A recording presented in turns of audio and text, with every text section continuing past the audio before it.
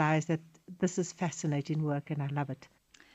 Now, Garance, you actually went into the business world first. Yes. Then you came to museums. Tell us about that. Well, I think I just got really, really lucky because I studied economics and I started off indeed working for a foods company. And at a certain point, I transitioned I worked for Amnesty International for many years. And Amnesty International was across the canal from the Anne Frank House. So literally from my office building, I looked down on the people waiting to enter the Anne Frank House. So when they eventually called me to ask whether I would like to apply or interview for this job, I sort of jumped up and down and I was, very awed and very happy that I would be able to apply. So I got lucky, I suppose, because I didn't really follow a logical path to becoming the managing director of the Anne Frank House, but I was smiling when he said, I love it, because this is just, what I sense too. I love it. I love what museums can do and how with the right, I love that word accurate, that Wade used, with the accurate choice of objects, you can tell stories.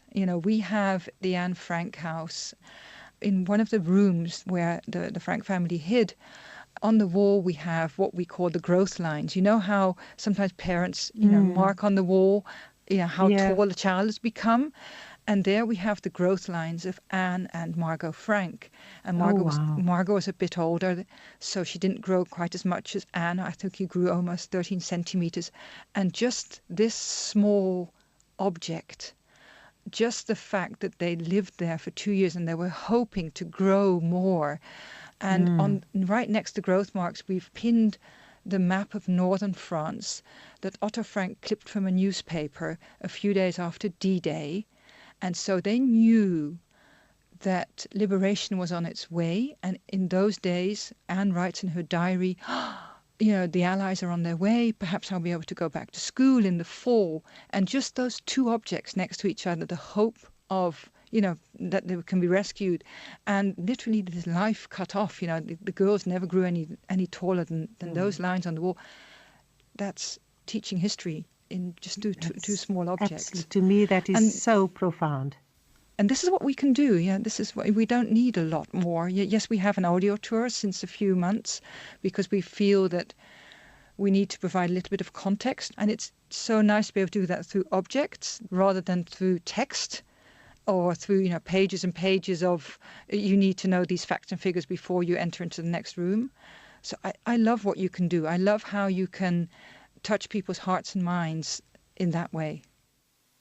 Garance, I'm sorry to just chip in, but do you find that the people from the Netherlands keep mementos, artifacts, and so forth? We've struggled to get artifacts because people here in South Africa simply do not keep things. For example, the passbook that was carried around, people burnt them because they were a symbol of horror and restriction. It was a book that determined where black people could live, where they could work, where they could socialize, and at what times. So it was an absolutely horrific document that black people had to carry around with them wherever they went. Your question was, do people save and collect and preserve artifacts? I think it varies. I think after the war in Holland, there was a lot of let's move on. For instance, the Anne Frank house itself was nearly demolished because the houses leaning into the Anne Frank house were to be torn down because they were too derelict. And it was only because a few prominent people in Amsterdam said, oh, wait a minute, I think actually something historically very significant happened there, that they managed to save the house. But it was very nearly torn down.